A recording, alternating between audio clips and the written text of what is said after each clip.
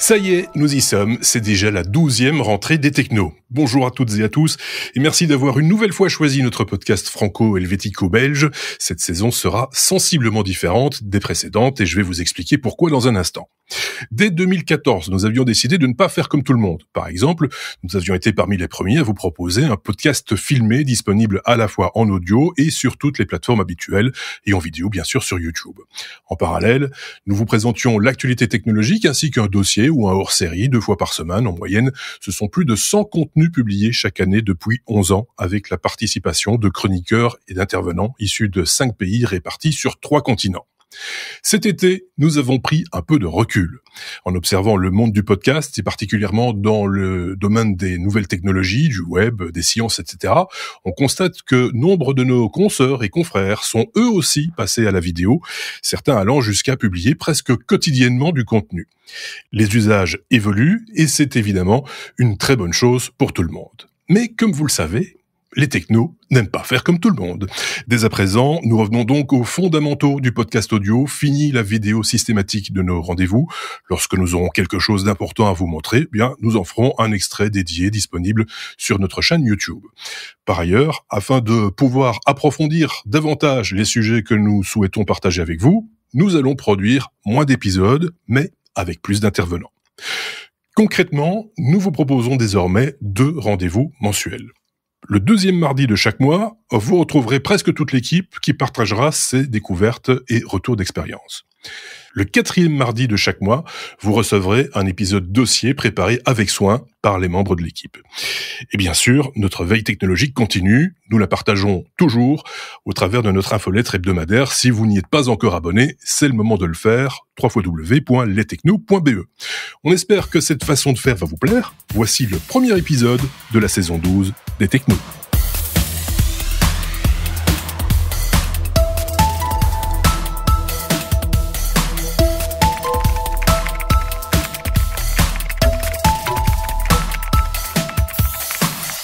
Et donc pour ce premier épisode, on accueille nos chroniqueurs. Ils sont au nombre de 4. C'est quand même pas rien. Il va falloir un petit peu s'organiser parce qu'il y a beaucoup de choses à dire. La conduite est assez chargée.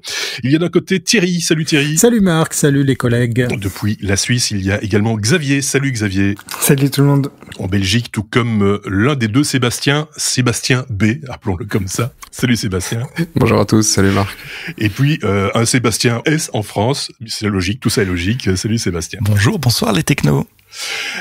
Effectivement, bonjour, bonsoir, parce qu'on ne sait pas quand vous nous écoutez, hein, c'est un peu la règle du jeu. Ça, on le maîtrise déjà depuis un long moment. On a une conduite assez chargée, je le disais, et donc on va tout de suite commencer, si vous le voulez bien, avec un premier sujet.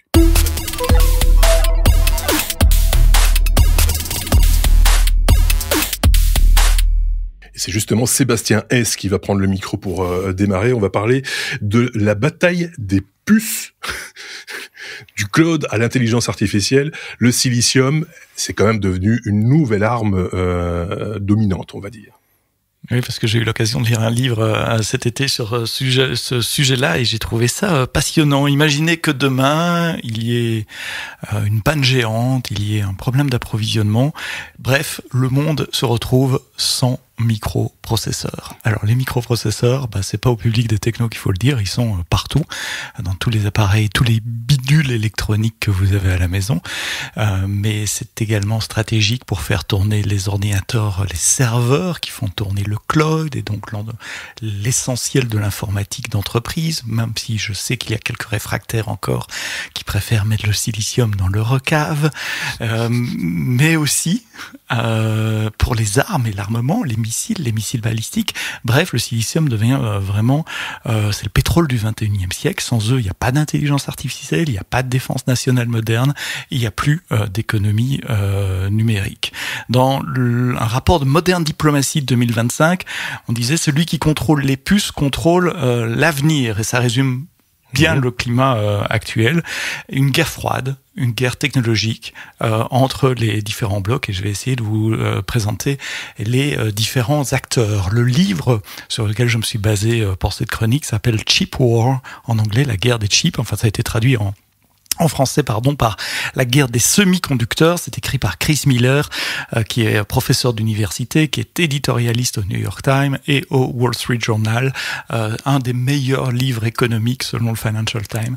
C'est le petit bandeau rouge qu'on voit sur la pochette du livre. En fait, si on regarde la quatrième de couve de ce livre, il est écrit, et là je lis vraiment ce qui est sur la pochette du livre. Chris Miller raconte la fascinante histoire des semi-conducteurs, comment des puces plus rapides ont contribué à la défaite de l'Union soviétique, pourquoi la bataille pour le contrôle de ces industries est un enjeu qui surpasse tous les autres, la majorité des puces étant fabriquées ce jour à Taïwan, à portée des missiles et des avions chinois, les risques de conflits ouverts entre la Chine et les USA sont de plus en plus forts. Alors, mettons en place la situation. Où sont fabriquées les puces aujourd'hui? Eh bien, ça dépend de ce qu'on entend par fabrication. Il y a 3 grandes étapes dans la fabrication. Il y a le design, la conception des circuits, l'élaboration des logiciels qui servent à concevoir les circuits aussi, puisque une puce c'est fait avec du logiciel. On en a déjà parlé dans les technos. Et ça, il faut pas le cacher, c'est aux États-Unis que ça se passe principalement, avec Intel, avec ARM, avec Nvidia, avec AMD, avec Qualcomm. Et puis, il faut faire des machines qui servent à fabriquer les puces. Et là, c'est plutôt en Europe que ça se passe. On a déjà parlé dans les technos aussi, avec une société qui s'appelle ASML aux Pays-Bas, et puis les acteurs historiques des puces au Japon, Hitachi entre autres, qui ont ce genre de technologie aussi. Et puis il y a la fabrication, et la fabrication de masse. Et là, c'est plutôt en Corée du Sud avec Samsung, et surtout Taïwan avec TSMC. On dit que 90%, 90% des puces les plus avancées, les plus complexes, celles qu'on retrouve dans les ordinateurs les plus avancés, les serveurs les plus avancés pour l'IA aujourd'hui, sont fabriqués non pas par Taïwan, juste par TSMC. 90% des puces. Alors, côté États-Unis, 2022, donc avant Donald Trump, Washington vote le Chips and Science Act, soit 106 milliards de dollars, un grand plan national pour relocaliser la production et stimuler toute l'innovation autour des chips. Il bloque aussi l'accès à la Chine aux technologies de pointe avec des restrictions d'exportation. Par exemple, Nvidia ne peut exporter que des cartes de deuxième zone, des cartes plus anciennes vers la Chine. Ils ne peuvent pas exporter leurs derniers joyaux technologiques parce que c'est considéré comme une arme stratégique. De l'autre côté, on a la Chine qui, elle, s'est rendu compte qu'elle était un peu en retard technologiquement, et qui a décidé de relancer un plan cette année, en 2025, avec un plan Made in China. Et je trouve que l'ironie du nom est intéressante, puisque Made in China, pour nous, pendant des années, c'était synonyme de bas coût et de mauvaise qualité. Là, justement, c'est un plan qui vise à favoriser l'excellence technologique et l'innovation dans le monde des semi-conducteurs. Leur objectif, c'est 70% de ces besoins en semi-conducteurs dans les années qui viennent.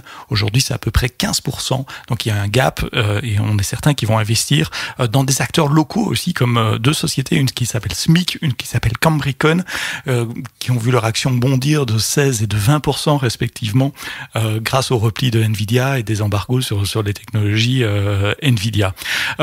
Après s'être fait interdire l'utilisation des puces Nvidia haut de gamme, Pékin a aussi déconseillé l'utilisation des puces H20, donc celles qui étaient autorisées d'être exportées vers les États-Unis, parce qu'elles sont jugées bridées par Washington, risque de backdoor, etc. Donc eux-mêmes sont méfiants vis-à-vis des technologies américaines. Et puis le vrai pivot de la bataille, je l'ai déjà dit, c'est Taïwan avec TSMC, le bouclier de silicium, comme certains l'appellent. C'est vraiment globalement ce qui empêche, ce pourquoi la Chine a envie d'envahir Taïwan, outre les aspects historiques, culturels, mais aussi ce qui les protège grâce aux États-Unis évidemment, parce que pour le moment, quoi qu'en dise Donald Trump, ils ont besoin de Taïwan pour fabriquer les chips. Alors si on regarde concrètement ce qui se passe sur ce champ de cette guerre, d'un côté, je l'ai dit, les contrôles d'exportation US, interdiction d'exporter les meilleurs GPU, réponse chinoise avec des développements de substituts nationaux, et du retard, et puis l'Europe qui essaye de cavaler derrière aussi avec un plan qui a été dévoilé l'année passée, je crois, qui s'appelle EU Chips Act, 43 milliards d'euros annoncés. C'est beaucoup et c'est pas beaucoup à la fois, hein, comme d'habitude. C'est beaucoup, 43 milliards d'euros factuellement. C'est pas beaucoup au vu des enjeux qui sont annoncés. Même Macron avait dit en 2023 que la souveraineté européenne passe aussi par la microélectronique, au même titre que l'énergie et la défense.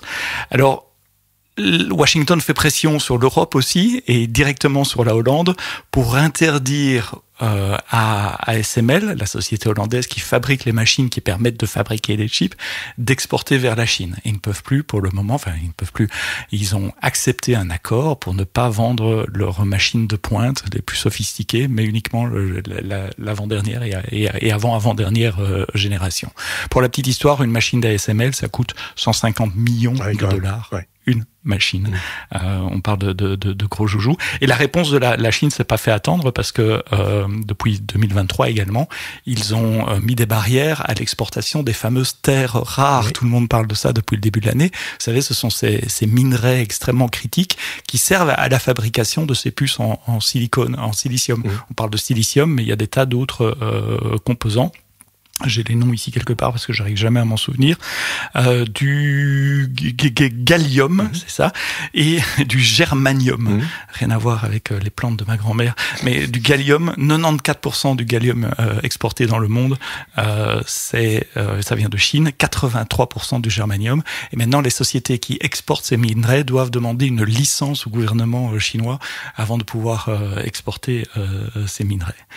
Donc voilà, on est dans un monde avec un équilibre extrêmement fragile pour le moment, fragilité de la chaîne d'approvisionnement, et puis fragilité des alliances géostratégiques. On voit ce qui est en train de se passer en Chine, aux États-Unis, et il y a cette course pour posséder, pour être capable de contrôler la production, l'approvisionnement en chips, parce que de là découle tout le reste de l'économie numérique et notamment l'IA. Donc c'est vraiment une nouvelle arme géopolitique, c'est contrôler l'accès aux puces, la fabrication, qui peut les développer, qui peut les fabriquer, et à partir de ça évidemment qui peut les utiliser. Donc c'est pas une guerre invisible, c'est là maintenant que ça c'est en train de se passer, c'est à ciel ouvert, et chaque décision, interdire un GPU, construire une nouvelle usine en Arizona comme a proposé TSMC, ou lancer un plan industriel en Chine, ça devient vraiment un coup d'échec dans cette partie géopolitique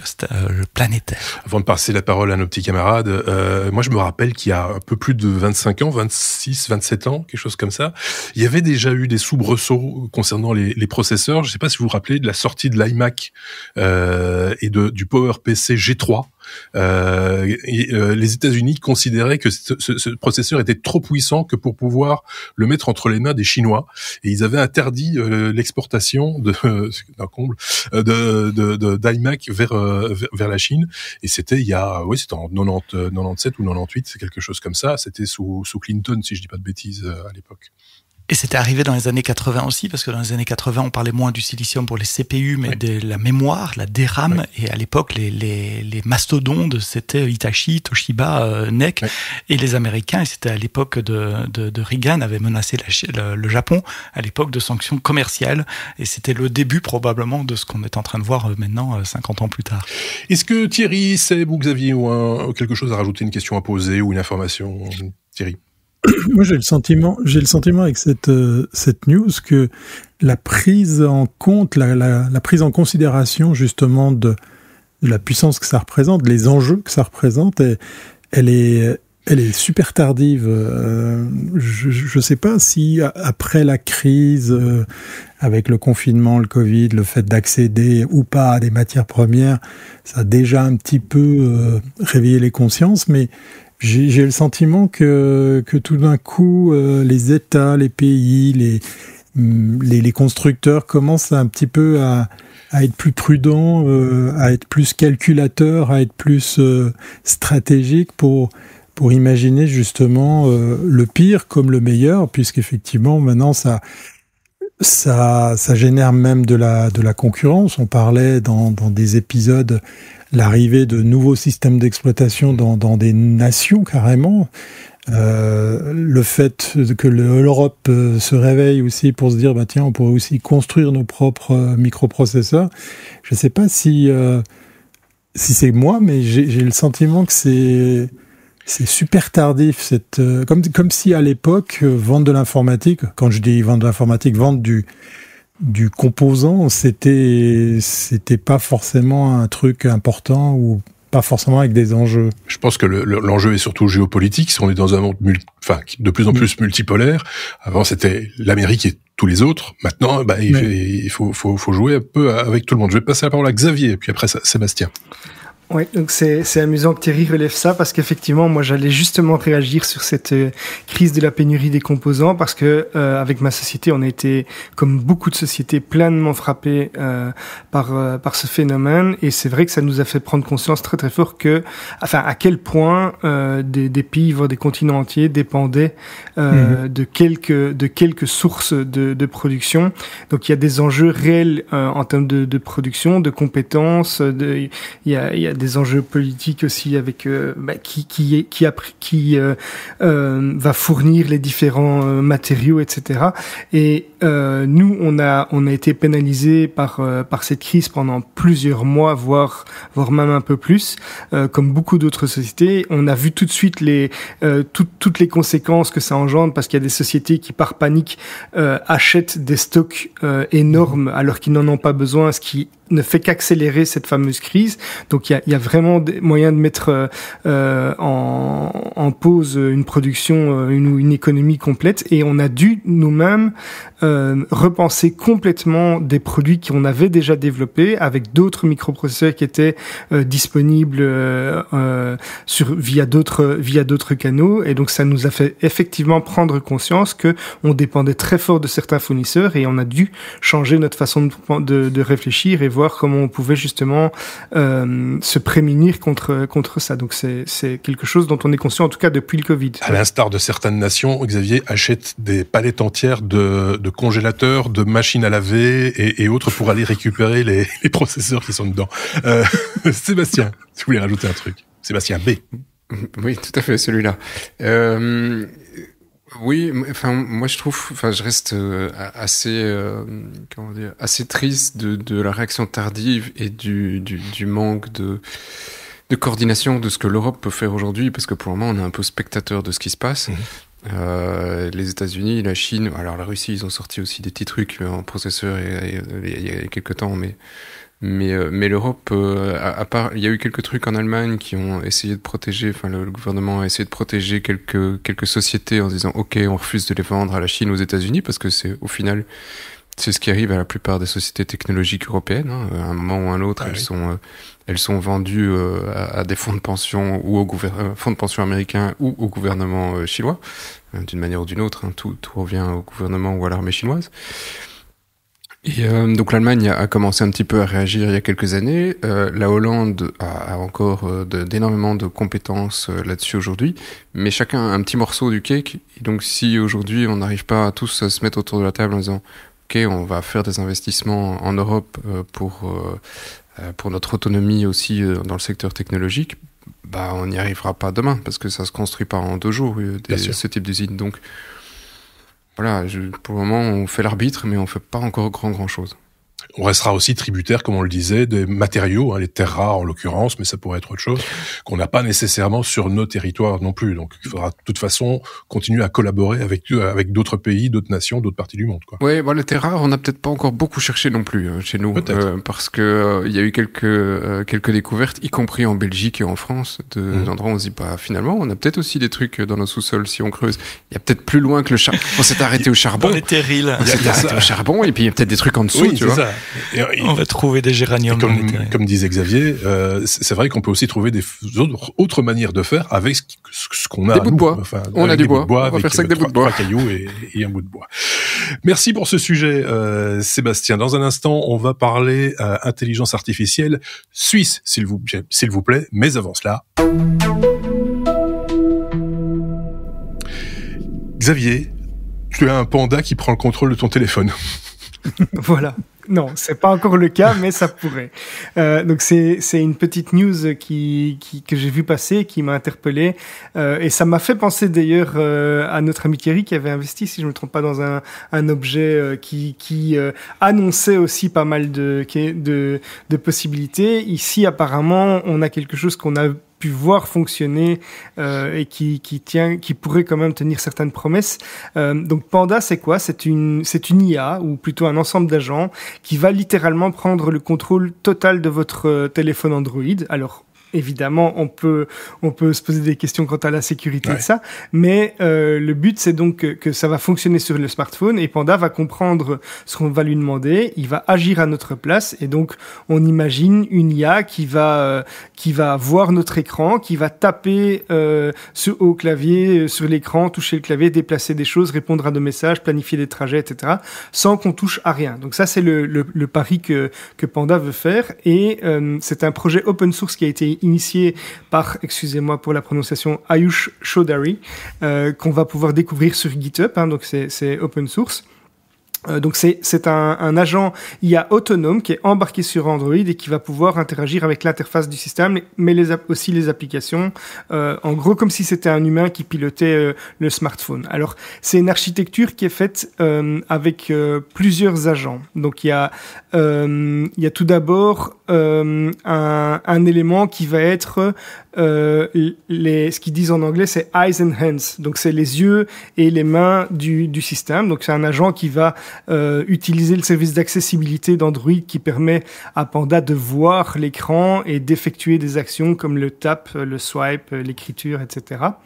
Et puis on va avoir le cerveau, the brain. Donc là c'est un LLM. Dans ce cas-ci, dans la démo, ce qui est utilisé, c'est des modèles de Gemini, donc de Google, qui vont comprendre les commandes vocales et qui va décider des actions qui vont être entreprises. Et puis il y a ce qu'ils appellent the agent. Donc c'est un petit peu l'exécuteur des consignes, qui est une couche intermédiaire et qui va orchestrer un petit peu le tout, qui va garder une trace aussi de ce qui est fait dans un système de Notepad, donc avec une mémoire persistante. Et donc, qu'est-ce que ça fait ?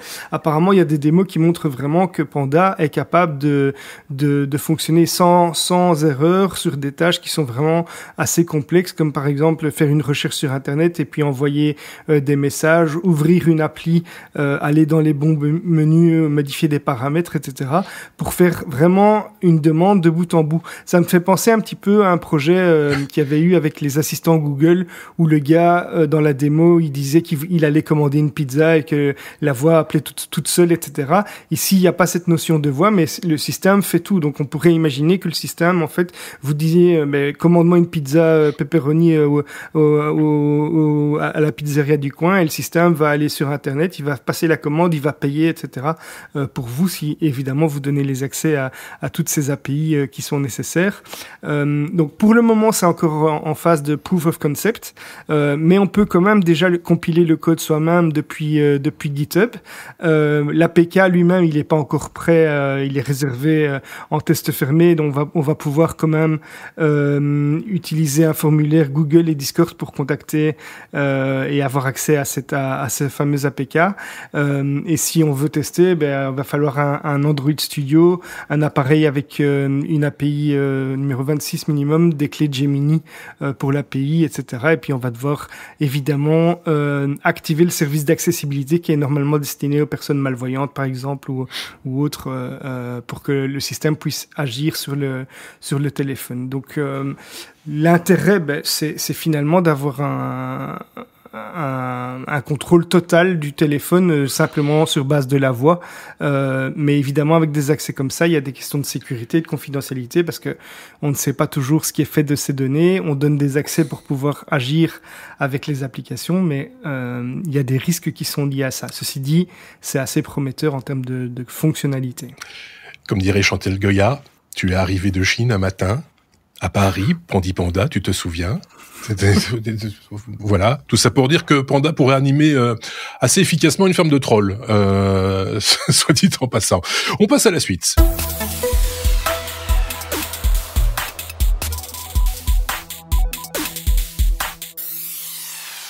Thierry, je l'ai dit, on allait parler d'intelligence artificielle suisse. Dit comme ça, vu de certains pays, ça sonne un peu comme une blague. Oui. Sans vouloir être méchant. Hein, non, je le prends pas mal. Ça s'appelle Apertus. Ouais, Apertus. Je sais pas si vous avez fait latin. Moi, j'ai pas fait latin. Mais Apertus, c'est ouverture ou ouvert, si vous voulez. C'est plutôt ouverture. Et c'est un joli pied de nez que nous font les gens de ces hautes écoles, puisque ils ont décidé non pas d'aller vers le français, ni l'anglais, ni l'allemand, le suisse allemand ou le suisse italien, hein, ou le romanche, hein, parce qu'effectivement, mon pays comporte ces 4 langues. C'est le latin qui a été choisi pour ce nouveau LLM qui se veut transparent et open source. Alors déjà, pour un petit peu resituer le débat, j'avais déjà partagé dans d'autres épisodes des Technos. La Suisse est très très fière de mettre en avant qu'ils prennent au sérieux justement la grande marche, hein, la grande montée de l'intelligence artificielle, mais du côté de ceux qui font les LLM. Donc on avait évoqué le Swiss Alps, qui est en fait un gros centre de calcul qui est mis à disposition de ces différentes écoles. Et la nouvelle en question que je partage avec vous aujourd'hui donne raison à ceux et celles qui ont investi dans ce centre de données, puisque il est très utilisé et il a même servi justement au sujet que je partage avec vous aujourd'hui, Apertus, puisque c'est là-dessus qu'ils se sont dit et si nous faisions quelque chose qui ressemble à quelque chose de clean, d'ouvert, de respectable en matière d'enrichissement des données, mais aussi qui puisse servir monsieur et madame tout le monde. Alors quand je dis ça, je vais un peu loin. Le modèle de langage ouvert, transparent et multilingue, voilà. C'est son petit nom qui a effectivement été choisi par le PFL et l'ETH de Zurich. Alors il s'agit d'un modèle de langage de grande taille, donc un LLM, hein, large, disponible pour les développeurs, les organisations. On a 2 modèles qui sont à disposition. Il y en a un qui fait 8 milliards et l'autre 70 milliards de paramètres. Le modèle est librement accessible, ça c'est le truc assez fou, hein. J'ai été m'amuser avec.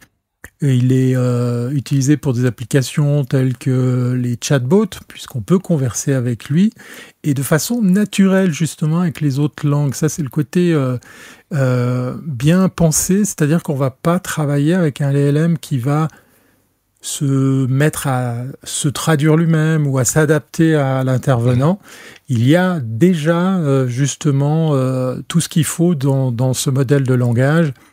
Je ne sais plus combien il y a de langues, mais il y a de toute façon les langues officielles de Suisse, donc il y a même du romanche. Hein, pour ceux et celles qui connaissent pas encore bien la géographie de mon pays, le romanche, c'est ce grand canton qui est tout à l'est et qui abrite d'ailleurs la plus grande réserve naturelle. On parle même de pouvoir chercher de l'or, donc peut-être que même sur le territoire suisse, on peut trouver des rares aussi, des matières premières. Oui, il y a des cours pour des chercheurs d'or. Bon, pour revenir à ce modèle de langage, c'est les chatbots, les systèmes de traduction, clairement, c'est franchement avoué, et les outils éducatifs, puisque là, on a de la data propre, on va dire, qui n'a pas été piquée, qui n'a pas été empruntée chez les autres. Il est conçu pour être totalement transparent et réutilisable avec une doc qui est très très complète. Ça, c'est ce qu'aiment bien faire mes collègues dans les grandes écoles. Et puis, comme je disais, il est super à l'aise avec le multilingue. Le modèle en question, si jamais vous voulez vous faire une idée, il est déjà disponible. Ça, c'est le côté assez fou de savoir qu'ils ont passé pas mal de temps là-dessus. Il est déjà disponible sur la plateforme Hugging Face. Donc, on a non seulement la possibilité pour ceux et celles qui s'amusent à télécharger des LLM, dont je fais partie, pour ces rigolos, pour les avoir en local. Alors, ça prend un peu de place sur vos disques durs, et puis il faut imaginer que pour faire tourner des LLM en local, il faut aussi la puissance de calcul. Je ne peux que vous conseiller d'utiliser LLM Studio, par exemple, qui est un outil qui permet de gérer justement plusieurs de ces LLM. Mais sur Hugging Face, on a aussi la possibilité d'aller s'amuser au travers d'un chatbot pour mettre à l'épreuve les modèles qui ont été créés justement par mes collègues suisses. Donc, j'essaye de trouver aussi l'usage. Est-ce que le fait qu'il soit open source, le fait qu'il soit ouvert, justement, c'est le cas de le dire, va permettre à des développeurs d'imaginer justement d'autres usages, parce que là, il est franchement avoué justement sur le multilingue. Est-ce que c'est notre pays qui fait qu'ils se sont amusés à justement créer justement un produit multilingue? Mais tout ça, je voulais le mettre en relation avec une sorte de contradiction qui est typique de mon pays, hein, qui est la Suisse. D'un côté, on a ce travail qui est impressionnant, je trouve, par rapport à ces modèles qui sont mis à disposition. J'ose imaginer effectivement les usages déjà dans le monde de l'enseignement. Il fait déjà partie des outils qui sont mis à disposition des étudiants dans les hautes écoles. Et puis après, chacun de nous pourra imaginer aller pomper ce LLM et en faire d'autres usages. Et dans le même laps de temps, on en avait parlé dans un autre épisode, je me retrouve très énervé à ce choix politique qu'a fait la Suisse de miser sur plus de 400 millions sur les outils de Microsoft. Pourquoi je fais ce parallèle? C'est parce que de l'autre côté, on va sur du propriétaire. Là, par exemple, dans les actualités qui sont tombées, effectivement, Microsoft 365, enfin Office 365 va d'office vous proposer le stockage des données sur le cloud, même si avec une option, on peut toujours l'avoir en local. Puis de l'autre côté, on a des étudiants de ces hautes écoles qui développent quelque chose d'ouvert, de transparent et qui permet même de travailler en local. J'imagine par exemple ce Apertus dans une société qui travaille avec beaucoup de data sur du texte. Je pense par exemple à nos collègues de l'information, les journalistes, parce que il faut pas se leurrer, ici en Suisse, beaucoup de rédactions, sans trop l'avouer, travaillent déjà avec l'IA. Et là, ils le font probablement avec des outils qui viennent d'ailleurs que la Suisse. Donc, cette contradiction, moi, me gêne. Techniquement, on a aussi les possibilités de pouvoir répondre avec de l'open source, avec des gens ici sur un savoir-faire. Là, par exemple, pour cet exemple, Swisscom, qui est l'opérateur national historique, est très fier justement d'être partenaire de ce projet pour le soutenir. J'imagine qu'ils ont aussi un usage qui est tout prévu, qui est tout prêt par rapport à ce qu'ils ont mis pour aider justement la réalisation de ce LLM. Puis de l'autre côté, on a des sociétés, on a notre administration, on a plein de structures qui fonctionnent avec des outils malheureusement du commerce et propriétaires. Je pousse ce petit coup de gueule parce qu'en fait, il semblerait que la Suisse soit dans le top 10 des clients les plus importants de Microsoft. 400 millions, ça a l'air peu, mais c'est énorme pour la taille de mon pays. Et puis, en marge de ça, on met en place des outils, on met en place des solutions souveraines. Et je veux pas revenir sur l'actu qui m'a aussi énervé il y a quelques semaines, voire quelques mois en arrière, le départ de Proton, le départ de 100 millions d'investissements. Et ces 100 millions, c'est que le début de voir un fleuron suisse qui défend justement la souveraineté numérique. Alors peut-être pas l'ouverture, puisqu'on parle de sécurité dans le cas précis. C'est quelque chose qui m'interpelle parce que voir cet argent, ce savoir-faire et puis ces solutions partir de mon pays, moi ça me dérange. Alors pour revenir à la news d'Apertus, Apertus, je vous invite vraiment à aller l'essayer parce que et je veux pas être chauvin, mais dans les essais que j'ai faits, puisque je parle plusieurs langues, dont les langues nationales, j'ai été bluffé justement de cette transparence, enfin de cette évidence de performance quand on travaille justement avec d'autres langues, là où peut-être vous avez ce souvenir d'avoir utilisé un ChatGPT ou d'autres, on voit que on a une interaction en anglais qui peut être switchée en français quand on le reprend en vol et tout, mais mais on sent que c'est pas forcément la super traduction, même si avec ChatGPT 5, on voit un espèce de gap qui a été franchi. J'espère vraiment que mes collègues de ces écoles puissent faire briller ce LLM. En tout cas, ce que moi je souhaite ici, et c'est un peu le chauvin de service qui le dit, c'est que ça donne des envies et que ça crée des vocations pour que nos sociétés, nos administrations, nos organisations se penchent plus sur le savoir-faire par pays. On parlait dans un autre dossier de cet épisode justement de la puissance et du pouvoir qu'on détient quand on fabrique des puces. Peut-être que ce nouveau carburant, ce nouveau pétrole, il se base aussi sur le savoir-faire et sur les modèles de langage ou les moteurs qui vont les utiliser pour qu'on puisse les développer par pays. On a pu le voir avec le bel exemple justement de nos amis français avec Mistral, avec le chat. Il y a fort à parier que chaque pays pourrait justement s'y retrouver en développant par lui-même justement des solutions comme celle-ci. S'ils ne se font pas racheter par Microsoft. Exactement. Je vais pas remettre une thune dans la machine, mais... C'est une très bonne remarque que tu me fais là, puisque dans le cas précis, j'avais rencontré aussi une start-up de l'EPFL qui avait été une des toutes premières. C'était il y a fort longtemps, j'ai un grand âge, qui avait développé effectivement un verre de lunettes sur lequel on pouvait projeter des images et des indications. Et maintenant, les lunettes à vision augmentée ne cessent effectivement d'apparaître à gauche, à droite. Mais c'était un savoir-faire qui était aussi évident et constaté ici en Suisse et qui a été malgré tout racheté. Longue vie à Apertus, et puis allez-y, jetez-vous sur Hugging Face pour aller l'essayer. Dites-moi ce que vous en pensez, ça m'intéresse vivement d'avoir votre retour. Sébastien S. s'était lancé à un moment donné. J'ai senti comme une intention d'intervenir, Sébastien. Ah non, mais je fais le lien avec mon sujet d'avant de souveraineté et d'importance géopolitique, d'avoir ces modèles aussi, savoir d'où viennent les données, quels sont les biais qu'on a injectés dans le training volontairement ou non. En tout cas, contrôler les biais. C'est pas nécessairement mauvais d'avoir un biais, mais faut-il les connaître et les contrôler, et avoir accès à ces technologies de façon nationale ou pan-nationale, européen, disons. Ça rejoint tout à fait ce que je disais avant. Alors tu parlais du latin tout au début, ça m'a amusé aussi, parce que d'abord j'ai fait du latin, mais c'est pas ça l'histoire.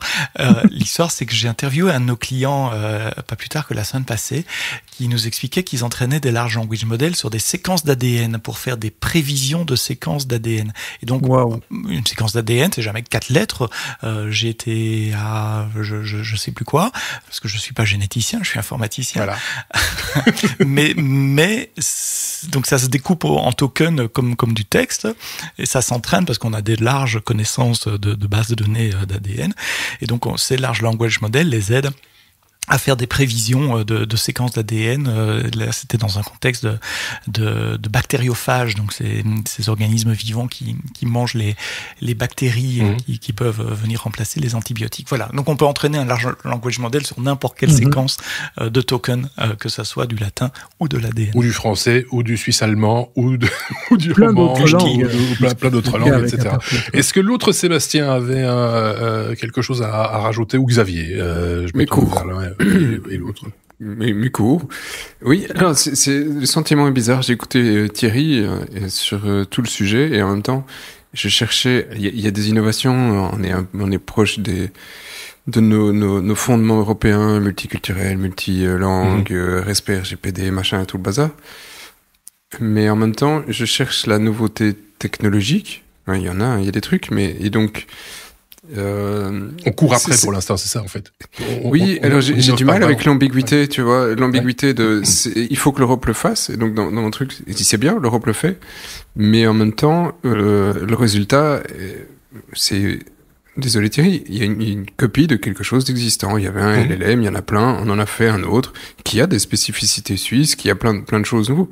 Mais c'est un autre LLM pour le grand public aujourd'hui. Alors, le grand public, le LLM, c'est ChatGPT. Et puis voilà, il sait même pas ce que c'est un LLM. Il utilise GPT. Mais le grand public a souvent tort.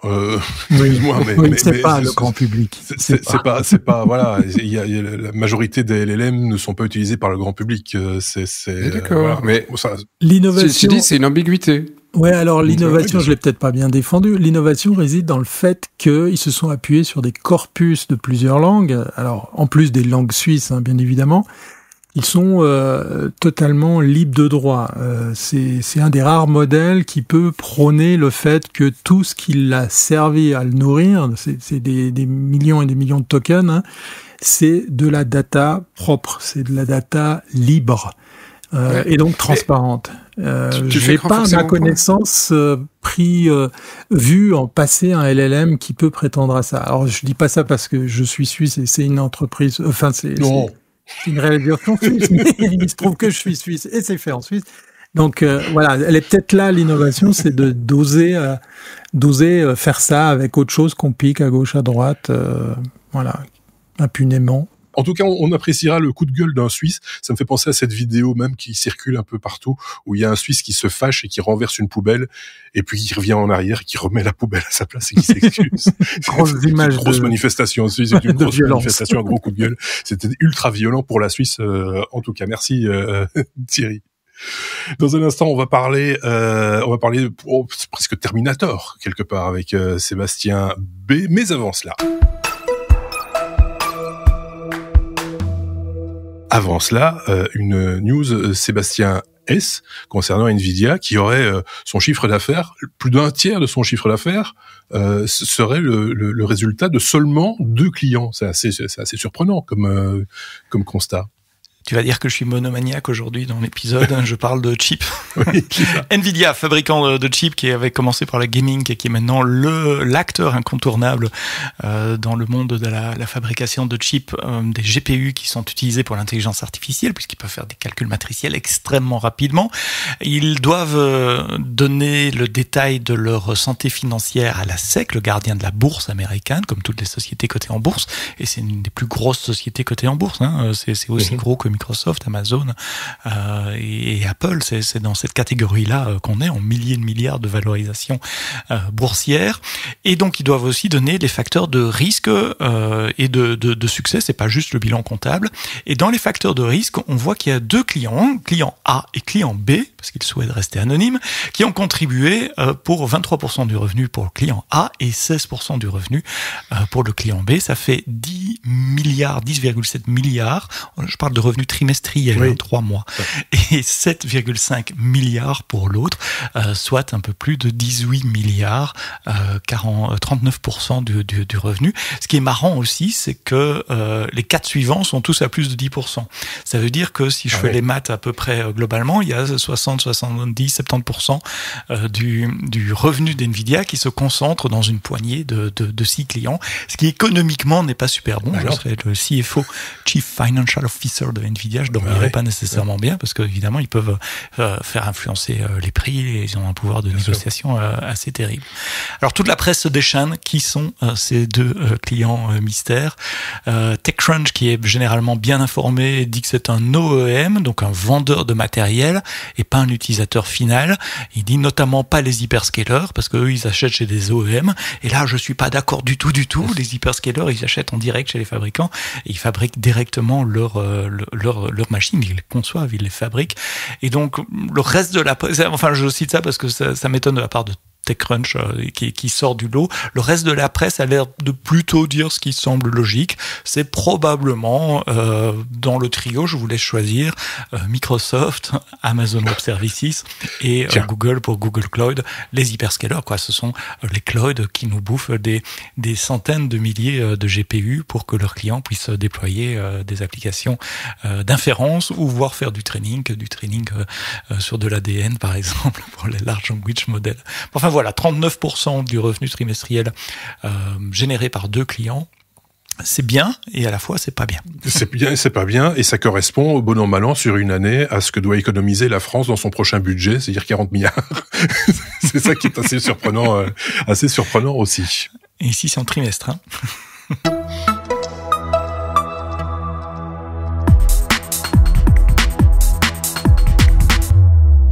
C'était durant l'été, Sébastien, l'autre Sébastien, le Sébastien B, c'était durant l'été. On a tous vu ça parce que les chaînes de télévision ont repris ces images de robots humanoïdes, c'est-à-dire d'apparence humaine ou en tout cas qui tendraient vers de l'humain. C'est-à-dire c'est pas des robots d'usine quoi, avec des bras, des jambes, etc. Qui ont fait un petit peu leurs Jeux Olympiques. Et tu voulais nous reparler de cette séquence un petit peu terrifiante quelque part. Oui, et pas que les Jeux Olympiques. Il y a eu, c'est effectivement de celles-là, je me dis tiens, c'est intéressant. Et puis il y a eu quelques annonces. Puis en fait, je me dis ces derniers mois, il n'y a pas une annonce, il y a des dizaines et des dizaines d'annonces. Et finalement, c'est assez raccord avec les premiers sujets de Sébastien Authieri. Hein. On est aussi sur une forme de guerre entre les différentes puissances, mais on va y revenir. Et en fait, donc on commence par le côté fun parce que c'est ce qui fait l'acceptation du public hein, finalement. Hein. Le public dit c'est cool des robots et c'est là-dessus que effectivement certains comptent. Peut-être devoir détailler un peu ce truc, mais et donc on a des compétitions. Il y en a eu plusieurs, pas juste une compétition. Il y en a eu une première qui était en Grèce, hein, donc une forme de Jeux Olympiques hein, avec des robots qui essayaient de jouer au foot, au tir à l'arc, faire du kickboxing, etc., etc. Et en même temps, il y en a eu une à Pékin aussi. Où là, c'était 280 équipes, une dizaine de pays. Il y a eu de la boxe, du foot, et puis des Jeux Olympiques un peu plus étonnants, parce que ici, c'était le World Humanoid Robot Games, et alors c'est du tri de médicaments, du nettoyage, du repassage, enfin, tu vois, le genre de truc que tu dis. Bon, c'est hors compétition. C'est des compétitions un peu spéciales. Moi, j'ai jamais vu aux Jeux Olympiques qu'on faisait des compétitions de repassage. Je pense que ce serait intéressant d'avoir des compétitions de repassage et de voir les hommes et les femmes faire du repassage de chemise, enfin, ou que sais-je. Et donc, défroissage, repassage, nettoyage, et on pourrait peut-être apprendre des techniques intéressantes. Ouais. Et donc, ça, c'était effectivement ce qu'ils ont démontré et ce qui intéresse le public, parce que finalement, monsieur et madame tout le monde, ils n'ont pas non plus envie de faire du nettoyage, du repassage, etc. Et s'ils peuvent acheter un petit robot sympathique à la maison, ça fait rêver, hein, ça fait vendre, et donc ça fait supporter c'est chouette, un jour je pourrais avoir un robot chez moi. Et comme tout le monde, j'ai regardé, je me dis, effectivement, c'est intéressant de demain avoir un petit robot qui va tondre ma pelouse, pousser la charrette, et etc., pendant que je regarde la télé à la maison. C'est pas une vie trépidante ou que je dépeins, mais c'est les tâches qu'on espère pouvoir reléguer à ces robots. Mais aujourd'hui, on a peu de puissance. Il y a les États-Unis et il y a la Chine. Et la Chine qui a investi plus de 120 milliards d'euros dans ces sociétés pour pouvoir se dire on va devenir le leader mondial. Et c'est pas on va devenir, ils sont déjà quasi de facto le leader mondial sur ces technologies aujourd'hui. Et ça crée à côté de ça quelques réactions qui sont parfois un petit peu plus mesurées sur l'enthousiasme de ces robots, parce qu'il y a deux, trois petits accidents. Il y a effectivement un petit, d'abord, il y a eu un combat de MMA où on faisait une démo des robots de Unitree. Et effectivement, à un moment, un des robots, plutôt que de s'attaquer à un autre robot, a commencé effectivement à viser un des humains qui était sur place pour le contrôler. Donc c'était plus gênant, qui a gentiment frappé l'arbitre. Le truc. Il a pas l'arbitre, mais celui qui était sur place. Et donc ça fait un stress. Il y a un robot qui a pété un câble. Je pense que tout le monde a vu cette vidéo qui circulait, et ça fait tout de suite beaucoup de stress. Alors que là, voilà, c'était une question d'initialisation du truc, et ça se gère. C'est assez bête comme incident, hein, aussi bien pour le MMA que pour celui-là. Mais ça pose la question du contrôle et du kill switch sur la bête, en disant ok, mais maintenant il est en train d'attaquer un humain, le robot il va probablement gagner, ça dépend comment il est armé, mais en tout cas lui il aura pas mal, ou c'est pas grave, on va pouvoir le réparer au tournevis, l'humain difficilement. Donc où est la réglementation, quelle sera la limite? Donc on doit quand même déjà, c'est marrant, je prêche pas pour ce que j'apprécie, mais la réglementation c'est souvent un peu un frein. Les garde-fous, on va appeler ça. Ouais. Il va falloir faire quelque chose. On va appeler ça des garde-fous plus que des réglementations, peut-être. Enfin, un cadre, quoi. Fixer un cadre. Sinon, on va dire que je suis trop européen. Et donc, il y a aussi effectivement eu là d'autres incidents plus politiques. parce qu'on a commencé à faire des robots chiopatrouilles à Taipei. Taipei, voilà, c'est l'histoire avec la Chine, et ça a posé un grand problème parce que c'était en fait des robots chiens, comme les robots chiens qu'on a tous déjà vus de Boston Dynamics, mais ici c'était pas de chez eux, c'était de Unitree. Et donc ces robots se promènent en faisant des vidéos 360, en surveillant, etc. Et jusqu'à ce qu'il y ait un conseiller communal qui disent oui, mais en fait vous êtes bien gentil d'avoir mis ce robot dans la rue qui surveille, etc. Sauf que c'est une société qui est chinoise et qui a des ancrages militaires. À la base, Unitree produit aussi bien pour le civil que pour le militaire. Et donc là, vous mettez du militaire chinois dans les rues à Taïwan. Et donc, pas fou. Ce qui a valu une déclaration, et c'est pour le moment, il y a des news quasi tous les jours là-dessus, ce qui a valu une déclaration d'Unitree pas plus tard qu'aujourd'hui. Donc, alors que mon sujet était préparé, je me dis tiens, encore un petit truc en plus. Et Unitree qui se dit ils veulent rentrer en bourse, donc ils font une levée de fonds pour aller un peu plus loin et se focaliser sur toute la partie conso. Et en fait, ils s'enlèvent de la partie militaire en disant c'est fini, on va plus travailler avec les militaires chinois. Et bon, après, c'est difficile pour un Européen de regarder d'ici en disant oui, c'est une société qui ne sera plus liée aux militaires chinois. C'est quand même une société qui sera chinoise, qui d'une certaine manière aura un lien avec le gouvernement chinois. Et dans les innovations, il y a plein d'industriels ou de sociétés qu'on a déjà citées ici qui s'y mettent à l'utiliser. Donc ces robots, on va les voir demain. Amazon est en train de tester avec des livreurs en se disant tiens, on va faire le lien vers le dernier mètre et pas encore le gars qui va rouler, parce qu'ils disent non, on met encore un humain parce qu'il va rouler, c'est encore trop dangereux. Mais par contre, pour sortir de la camionnette et aller porter le colis, on se dit là c'est chiant, c'est lourd, et donc on va commencer à faire des tests. Et donc c'est remplacer des tâches qui sont effectivement ingrates pour l'humain, et ici qui seront contrôlées non pas par des Chinois mais par des sociétés américaines. Donc là effectivement ils gardent leur connaissance. Et à côté de ça, les Américains sont un petit peu plus en retard, parce que plus en retard. Les grosses sociétés dont on attendait des robots pour le commun des mortels, Optimus, Tesla, eux n'arrivent pas à produire, ils ont plein de problèmes de production, ils essayaient d'en sortir 10 000 pour la fin d'année, ce qu'avait annoncé Elon il y a début 2025. Finalement, ils en sont même pas à 1 millier d'unités, donc ils n'arriveront jamais à en sortir 10 000, et ils ont énormément de problèmes de production, donc et des problèmes dans la dextérité. Ce qu'a résolu Unitree, et ça c'est la conclusion du truc pour moi, c'est ce qu'a résolu Unitree, c'est qu'ils viennent de sortir et d'annoncer ce fameux robot le R1. C'est un modèle qui est tarifé à $5 900. À $5 900, la première fois que j'ai lu la news, je me dis ça fait rêver, je peux en mettre un. Alors c'est cher, on est d'accord, c'est cher. Tout le monde ne va pas se le faire tout de suite. Tout le monde ne va pas le faire tout de suite, mais c'est un modèle où je dis oui, par rapport à j'ai des amis qui achètent des vélos à 10 000 euros, des appareils photo à plus de 10 000 ou d'autres choses. Alors un robot qui va faire 5-6 000 euros, c'est ma passion. Enfin, ce serait ma passion. Je me dis, je peux l'acheter. Disons, ça va m'aider la vie. 5 200 euros en pratique. Peut-être plus, avant de parler du particulier, peut-être plus le patron d'une petite entreprise ou qui pour le gag aussi peut-être. C'est cher le gag. C'est cher le gag, mais en même temps, ça fait ta pub. Tu vois, tiens, chez le commerçant truc muche, il y a un robot qui te sert. C'est du marketing. Quelque part, tu peux le rentrer dans plusieurs cases. Voilà.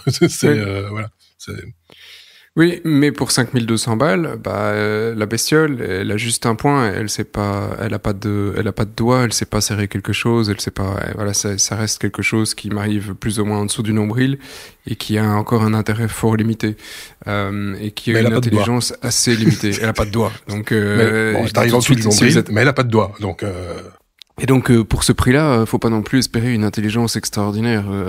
Nvidia a aussi sorti son épingle du jeu cet été. Je te dis, des news, il y en avait presque tous les jours, où ils ont annoncé le Jetson AGX Thor. C'est très drôle comme lien. Et en fait, c'est un module de calcul qui va être vendu à toutes les boîtes qui construisent ce type de robot avec une intelligence. Je vous passe tous les chiffres, c'est records. En fait, grâce à ça, plutôt que d'avoir une intelligence qui est déportée, Nvidia dit tout va pouvoir être dans le robot. En même temps, c'est génial. En même temps, c'est un peu flippant. Mais rien que ce cerveau, c'est 3500 balles. Donc voilà, après, c'est pas encore gagné pour avoir demain un robot pas trop cher chez nous. Mais c'est un sujet où, je sais pas si tu te souviens, Marc, il y a 3 ou 4 ans, quand on terminait l'année civile, tu nous demandais de quoi on parlera l'année prochaine. Oui, par exemple. J'avais dit effectivement, il y a 4 ans, je disais, l'année prochaine, ça va être bon, on est bon sur les robots. Je pense que j'avais quelques années d'avance. Mais c'est bon, d'ici tu m'avais dit aussi qu'il y a, on en parlerait 6 mois, que ça s'est fini après. Hein. tu as la capsule? C'était du off, désolé. Mais voilà, je pense qu'on sera encore toujours en train de faire ce podcast, qu'il y en a bien un de nous qui aura un petit robot à la maison. Oh, mais on a à côté de son testicousi, peut-être. On a déjà eu ça dans les hors-séries passées. On avait des petits robots plutôt ludiques pour les enfants, mais qui étaient quand même capables d'interagir avec un truc enfant. d'1m50 qui est capable de faire quelques trucs, quoi. Mais qui n'a pas de doigts. Pas de doigts. Mais tu peux les acheter, les doigts. Mais en fait, tu vois, tous les accessoires que tu ajoutes, c'est des options. C'est l'option assez chère, quoi. L'option majeure, l'option index. Mais en fait, t'as besoin d'une seule main, hein. Oui, bien sûr. Enfin, ça dépend ce que tu veux faire. Je sais pas qui voulait intervenir, me semble-t-il, Sébastien l'autre, Sébastien S peut-être, non. Pas pour moi. Ok, on passe son tour. Xavier peut-être un avis. Non, moi ça m'a juste fait penser à des vieux films comme Robocop, les séries Black Mirror, etc. Ça évolue très très vite. Oui. Et alors une autre petite réflexion que je me suis faite, c'est que en fait on entend encore très souvent des gens qui disent oui, mais si c'est chinois, ça peut pas être bien, etc. Et en fait, moi je pense qu'il y a beaucoup de gens qui se trompent très très fort. Maintenant, la Chine et d'autres pays asiatiques ont pris une avance technologique qui est vraiment phénoménale sur certains points. Et je pense qu'il est grand temps comme on en a discuté un petit peu sur les microprocesseurs, il est grand temps de se réveiller et de rattraper ce retard technologique qu'on a accumulé, aussi bien dans les voitures que dans les robots, etc. Parce que sinon, l'Europe va être fort à la traîne. Et on n'est pas assez méfiant, peut-être, aussi, parce qu'il faut bien le dire, il faut pas non plus faire les bisounours. Ils savent bien faire des choses, tellement bien d'ailleurs que un simple drone que tu achètes 50 € sur un site comme Temu, par exemple, va siphonner l'ensemble de tes données de ton smartphone, par exemple. Donc c'est important de le savoir aussi. Sébastien, pour conclure, rapidement. Non, mais on peut le faire revenir chez nous, mais ça va prendre des années et des plombs pour avoir ce type de technologie. Et puis surtout, en Europe, on n'a pas les fonds. On donne tous nos sous soit aux États-Unis, soit aux Chinois, parce qu'ils produisent, ou ils nous donnent du logiciel. Et donc, qui est capable aujourd'hui en Europe de mettre 100 ou 200 milliards sur la table pour dire on va construire une industrie robotique? Moi, je dirais, on n'a pas besoin de robots. De toute façon, ils n'ont pas de doigts. Allez. Dans un instant, on parlera avec Xavier d'astronomie. On ira pister les étoiles, si vous le voulez bien. Mais avant cela, le feuilleton de l'été, mais très rapidement, parce que c'est le feuilleton qui m'a gavé. Je vous le dis franchement. Ça parle encore d'intelligence artificielle. C'est ce que certains appellent, entre guillemets, l'affaire Luc Julia. Thierry, tu voulais quand même nous en dire 2 mots. Oui, parce que il y a 2 mots. Oui, tout à fait. Non, ça fait 3. Non, ça fait même plus. Je vais aller très très vite. Luc Julia est enfin sorti d'une espèce de silence, puisqu'effectivement l'affaire Luc Julia, pour très très vite la réexpliquer, il a été consulté puisqu'il a agi comme expert pour parler justement de l'intelligence artificielle, venir au Sénat, dans une commission, je vais vous dire exactement, il a fait effectivement preuve enfin, il est venu comme expert et par rapport à son parcours professionnel, venu parler pour la France des risques et des enjeux de l'IA. Pour faire super court, en fait, il s'est ramassé derrière par un YouTuber, une vidéo qui fait quand même 56 minutes, sur lequel il se fait clasher sur le bien fondé de ses compétences. Est-ce qu'il est vraiment le papa de Siri? Est-ce que vraiment il s'y connaît en l'IA? Parce qu'il mélange des chiffres, il mélange un peu tout ça. Et en fait, le principal intéressé, qui est aussi ami de longue date d'un autre collègue podcasteur, je vous laisserai chercher, comme ça on évitera de lui faire de la pub, parce qu'il a déjà une belle audience, a été accueilli dans un de ses épisodes, tout fraîchement arrivé, dans lequel il s'explique pour un petit peu replacer justement la genèse de Siri. Il faut savoir qu'effectivement, en fait, moi je le savais pas, j'ai appris, c'est qu'il a travaillé dans une société qui avait monté The Assistant et qui devenu après plus tard racheté par une boîte qui est devenue Siri, et Siri qui s'est fait racheter effectivement par Apple. Et puis lui il s'est retrouvé être employé de Apple. Donc à quelque part, oui, il est le papa de Siri, oui, il s'y connaît en large modèle, mais je reste au bout de cette interview, je reste un petit peu circonspect, si je puis me permettre, puisque très souvent on dit une justification est une réponse à une question qui n'a pas été posée.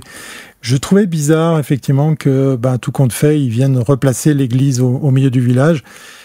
C'est surtout que, oui, cet été, l'actualité tech était un peu pauvre et puis qu'on en a fait tout un pataquès.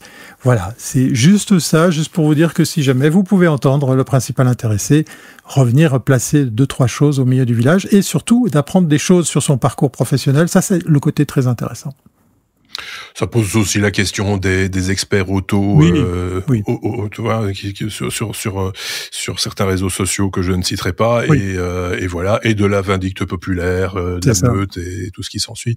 Évidemment, ça c'est assez commun. C'est pour ça que voilà, moi ça a un peu glissé quand j'ai vu que ça partait comme ça. Je me suis dit pauvre monsieur. Et puis passons à la suite. Et c'est ce que nous allons faire.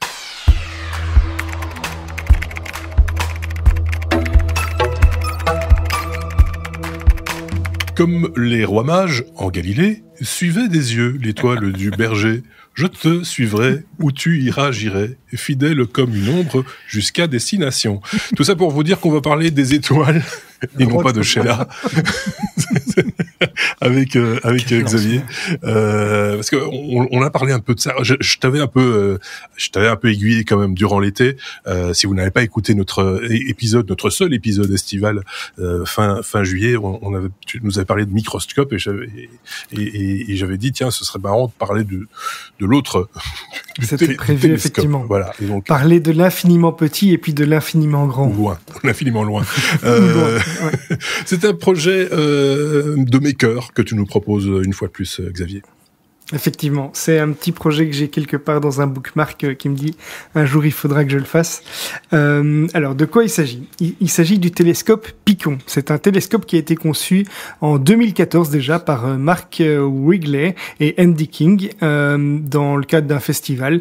Et leur but c'était de montrer qu'il y avait des citoyens qui pouvaient accomplir chez eux simplement avec des technologies accessibles comme l'impression et le Raspberry Pi qui a déjà quelques années des choses très sympas à faire. Donc le projet il a très rapidement rencontré un gros enthousiasme. Il y a eu du crowdfunding, il y a eu de la médiatisation, il y a eu des kits préfabriqués, etc. Et maintenant le design il est complètement open source et on peut même acheter du matériel qui est prévu pour ça. Donc tout d'abord le télescope dont on va parler, c'est un télescope qui est un télescope de type Newton. Alors, un télescope de type Newton, c'est quoi ? C'est un réflecteur. En fait, il va utiliser un miroir concave, l'objectif, qui va capter la lumière et qui va former une image.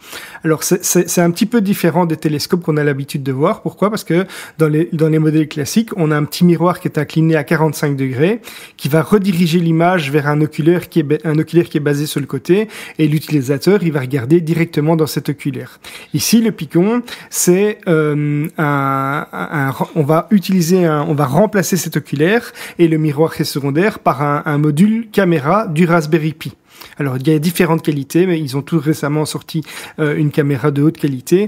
Mais donc, on remplace, on va également retirer l'optique du module de la caméra et on va positionner ce capteur à l'endroit où l'image converge, c'est-à-dire comme on a un miroir concave, eh bien, on va rediriger finalement toute l'image vers ce capteur. Et les avantages, ils sont très faciles, très simples à comprendre. C'est on va pouvoir avoir une visualisation numérique numérique instantané.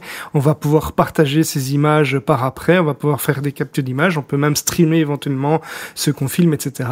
Et le projet, il a plusieurs déclinaisons, puisque comme c'est de l'open source, il est appelé à évoluer. Il y a des gens qui ont fait des moteurs, des outils qui permettent de suivre des choses dans l'espace, etc., en tenant compte de la rotation de la Terre, etc. Alors, donc, pour le fonctionnement, comme je l'ai dit, on a un miroir primaire qui fait environ 113 mm de diamètre, qui va être focalisé sur la caméra du Raspberry Pi. Le champ de vision, on va pouvoir voir avec la caméra de base à peu près la moitié de la Lune, pour donner une idée de ce que ça représente en natif. Et le grossissement théorique, c'est environ 160 fois, basé sur la différence entre le capteur Pi et le 35 mm classique. Et la limite utile, c'est d'environ 270 fois, selon la taille du miroir. Donc c'est quand même déjà très sympa. On va pouvoir observer la Lune, des planètes comme Jupiter, Saturne. C'est compatible avec des astrophotographies de base. On va pouvoir partager les images en temps réel, comme je l'ai dit. Et les extensions, c'est la motorisation, l'automatisation des mouvements et éventuellement l'adaptation de cette nouvelle caméra Sony qui est de plus grande qualité. Le capteur. Avec un adaptateur qu'on va pouvoir imprimer en 3D. Alors, le coût de fabrication, c'est si on imprime tout soi-même, on peut acheter des accessoires, ça va nous coûter finalement qu'une vingtaine d'euros si on tient pas compte de tout ce qui est impression.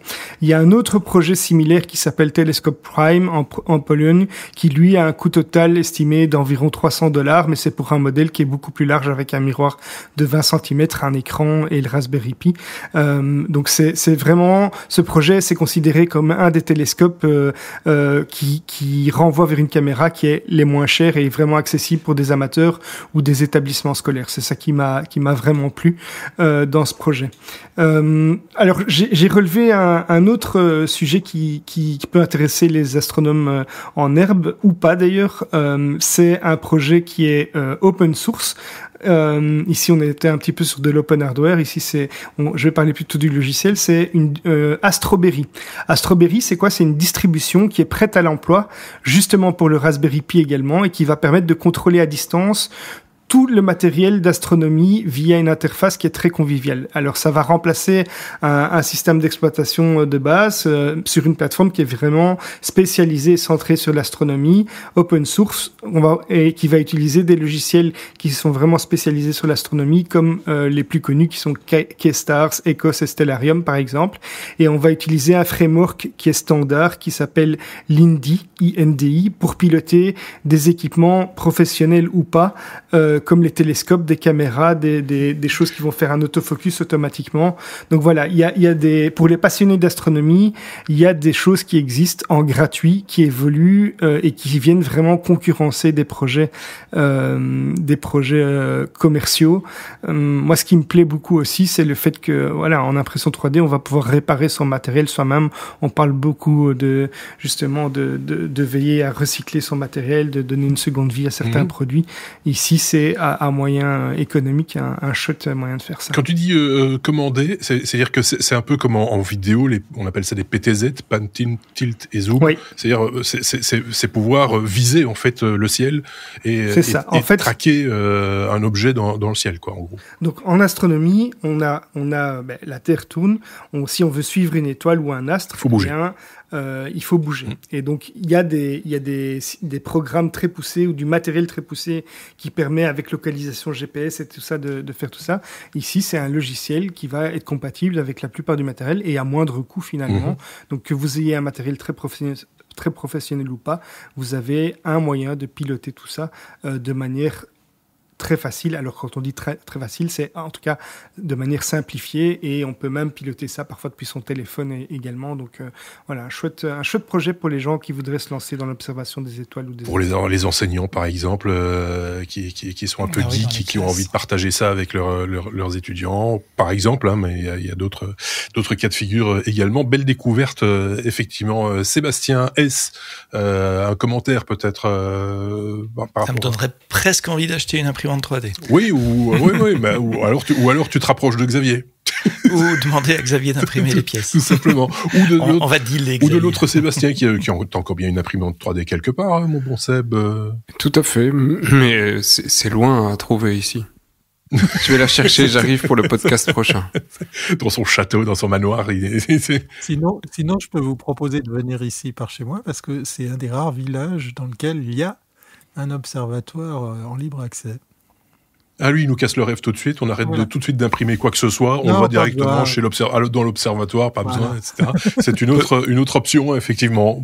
L'idée, c'était justement d'avoir l'observatoire à la maison. Mais bon. Est-ce qu'ils accepteront si je viens avec mon Raspberry, mes fils qui dépassent, un truc imprimé en 3D? Par contre, je t'invite, Sébastien, Thierry ou Xavier, qui tu veux, dans mon jardin, parce qu'il n'y a pas de problème. Il fait noir comme pas.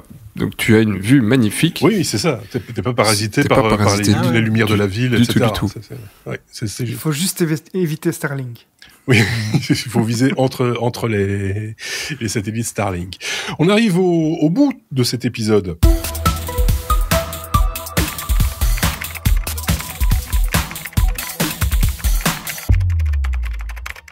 On va clôturer cet épisode, ce premier épisode de la saison 12 avec Sébastien B. Et un projet Git, le projet Git du mois, on va dire ça. Ça s'appelle Volumio. Ah oui, Volumio. Qu'est-ce que c'est? Du Raspberry Pi. C'est lié. Mais pas que. Volumio, en fait, c'est une boîte qui propose pas mal de trucs, dont un système d'exploitation qui est spécialisé dans la lecture musicale. Et la lecture musicale de quoi? De plein de choses, vos fichiers qui traînent sur un NAS, des trucs en DLNA, des trucs des serveurs Shotcast, des radios, vous pouvez lier ça à du Spotify, il y a du YouTube Music, etc., etc. Donc vous pouvez lier ça à plein de trucs. Et donc je l'ai installé ici, c'est pour ça que je trouvais le truc assez cool et que j'ai poussé vraiment le vice à l'essayer très loin. C'est que c'est très bien quand vous avez 2-3 baffles, mais après vous avez un problème si vous avez plusieurs pièces. Soit ça vous coûte un avion de chasse, soit vous avez des choses comme Volumio qui vous permet de faire du multi-room pour un prix abordable, parce que là c'est effectivement la petite subtilité. Il y a une version qui est libre que vous pouvez mettre sur un Raspberry. Zéro problème, ça fonctionne, c'est super facile, c'est génial. Par contre, si vous voulez des options comme du multi-room ou un lien avec Tidal, Cobuzz, Spotify Connect, etc., là, vous payez un petit abonnement pour pouvoir effectivement faire du multi-room. C'est super facile à installer, c'est juste on met une image sur une carte SD, on boot le Raspberry et c'est parti, on connecte le BAF sur soit sur la jack, sur ou sur une carte sur le Raspberry. Et ça petit ampli quand même. Petit ampli, oui, bien sûr. Petit ampli. Un petit ampli. Et puis vous êtes parti. Il y a des systèmes de plugins, il y a toute une communauté. Franchement, le truc tourne vraiment bien. Il y a une interface qui est super cool. Donc, si ça fait partie de vos projets de l'hiver prochain, essayez-le. Ça prend pas longtemps à essayer. Et franchement, je suis pas déçu. C'est un bon projet. Semi-libre, semi-payant, suivant ce que vous voulez faire et jusqu'où vous voulez aller. Et ça reste, c'est assez synchronisé parce que on sait que la force, par exemple, des enceintes Sonos qui fonctionnent aussi en multipoint comme ça, c'est leur synchronisation d'une pièce à l'autre. Ça ne va pas commencer. Il n'y a pas de décalage de son. Alors, j'ai essayé, si tu joues effectivement, à le faire en non synchronisé. Donc je lance la même radio dans plusieurs pièces, il y a un décalage, ça c'est inévitable, ça marche, ça c'est mort.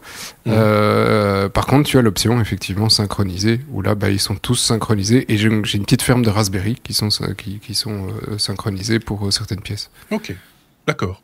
Sébastien, il y a plusieurs sources de musique, tu peux connecter ton compte Spotify, Apple Music, ta librairie et ton NAS évidemment. Tout. En gros, quasi tout, Pandora, Shotcast, Tidal, tu peux faire, effectivement, il y a des plugins pour YouTube Music, etc., etc. Et en même temps, t'as aussi ton NAS avec tout MP3 si tu as envie, tes trucs qui t'aiment. Et même, un petit logo que vous avez pas vu depuis longtemps, le compact disc. Alors, je sais pas comment c'est quoi ça? Voilà, tiens, c'est très étrange. Je connais pas cette technologie. Il faudra qu'on fasse un sujet un jour. Thierry, tu t'y colles. Oh non. Encore un truc de vieux.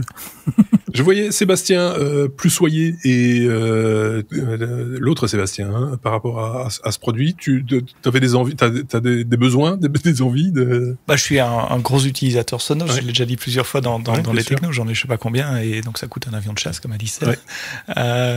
Et Sonos a eu certains soucis avec son interface graphique, qui est le seul moyen l'application d'accéder au système. Ça va bien, c'est revenu maintenant. Mais voilà, s'il y a des alternatives, en plus je vois sur le site web que ce système-là joue vers des Sonos. Oui, et alors pour le dev, désolé Xavier, je vois que il y a un truc qui est super cool, c'est qu'il y a toute une API locale qui tourne, et c'est du WebSocket, et donc en JavaScript, tu t'amuses, tu le connectes, et tu fais ta propre interface si tu veux. Et donc, oui, mais t'es pas obligé de faire grand chose. Moi, j'ai mis ça dans certaines salles de bain. Pour les gosses, elles ont un bouton play, stop, le volume, et elles ont droit à 2-3 radios, et puis c'est tout. Pas question d'aller, voilà. Mettre un écran dans la douche, par exemple, Xavier n'est pas un robot. Je vais vous dire pourquoi je le sais, parce qu'il lève le doigt, lui. Xavier. Oui, en fait, ça me fait très très fort penser à un sujet, à un produit plutôt qui existait et qui était absolument génial. Ça va faire plaisir à Thierry. C'était un produit de Logitech qui s'appelait la Squeezie Box, qui était d'après moi bien avant Sonos et qui faisait exactement ça. Ça a été abandonné par Logitech. Il faudra que Thierry m'explique pourquoi, mais ça a été repris en open source via comment ça s'appelle, c'est LMS, mais je me souviens, Logitech Media Server. Donc c'est une alternative, mais donc apparemment je connaissais pas Volumio, mais ça semble être vraiment une alternative de choix pour remplacer justement cette Squeezie Box qui était absolument géniale. Ah oui, attends, on trouvait sur eBay à 80 €. Ouais. Il y a encore un truc. Et on avait parlé de ça va vous étonner, ça va pas nous rajeunir non plus, mais on avait fait un hors-série avec un ancien chroniqueur qui se prénomme Marc, qui se reconnaîtra. Il me semble qu'on avait parlé de ce produit déjà chez les technos il y a plus de 10 ans de ça. Volumio ? Non, de Logitech Squeeze Box. Ah oui, voilà, parce que Volumio, c'est chaud. Et alors, il y a même des plugins, c'est là que le truc, je ne savais pas de base, j'en ai installé, et puis j'ai vu 2-3 plugins pour pouvoir faire jouer avec une Chromecast, tu comprends pas trop.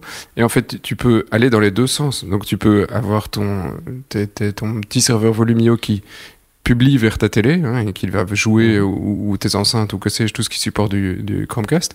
Mais tu peux aussi prendre ton GSM en disant tiens, il y a une musique sympa, je veux l'écouter, mais bim, tu le castes vers ton Volumio qui est quelque part sur ton réseau. Et du coup, ça permet de faire des installs qui sont pas chers en fait.